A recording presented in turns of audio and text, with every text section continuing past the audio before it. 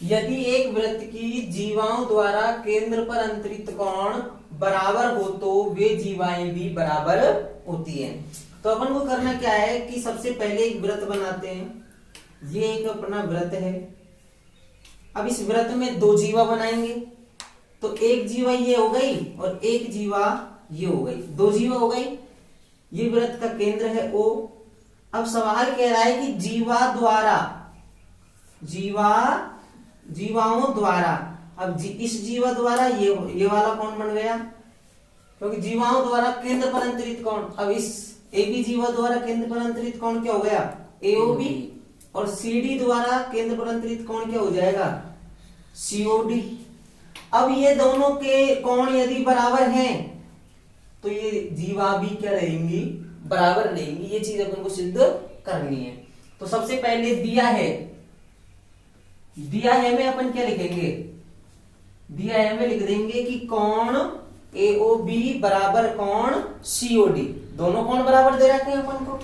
तो दिया है कोण AOB बराबर कोण COD। अब क्यों दे रखा है, क्योंकि स्पष्ट लिख रखा है कि एक वृत्त की जीवाओं द्वारा केंद्र पर अंतरित कोण बराबर है, तो जीवाएं बराबर होंगी। तो ये अपन इसलिए अपन केंद्र पर अंतरित कोण दोनों क्या है, बराबर। सिद्ध क्या करना है, तो लिख देंगे सिद्ध करना है।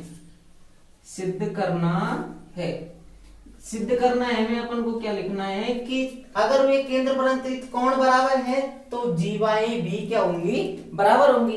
तो जीवा कौन कौन सी है, AB और CD। तो सिद्ध क्या करना है अपन को, AB बराबर CD सिद्ध करना है। AB बराबर CD सिद्ध करना है। अब उत्पत्ति आ जाते हैं। उत्पत्ति में अपन को ध्यान रखना है कि दो त्रिभुज हैं, दोनों त्रिभुजों को ले लेते हैं। पहली त्रिभुज का नाम त्रिभुज AOB, व त्रिभुज कौन सी, त्रिभुज COD में।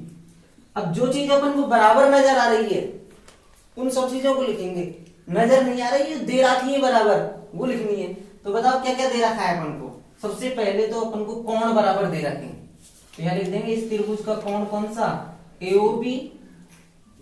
इस त्रिभुज के किससे कौन से कोण के बराबर है, COD के बराबर।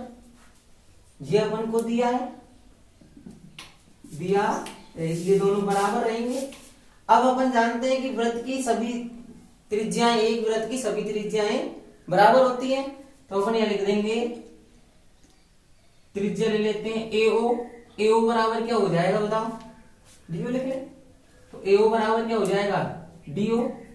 तो यहां लिख देंगे वृत्त की त्रिज्या, एक ही वृत्त की त्रिज्या है इसलिए दोनों त्रिज्या क्या रहेंगी, बराबर।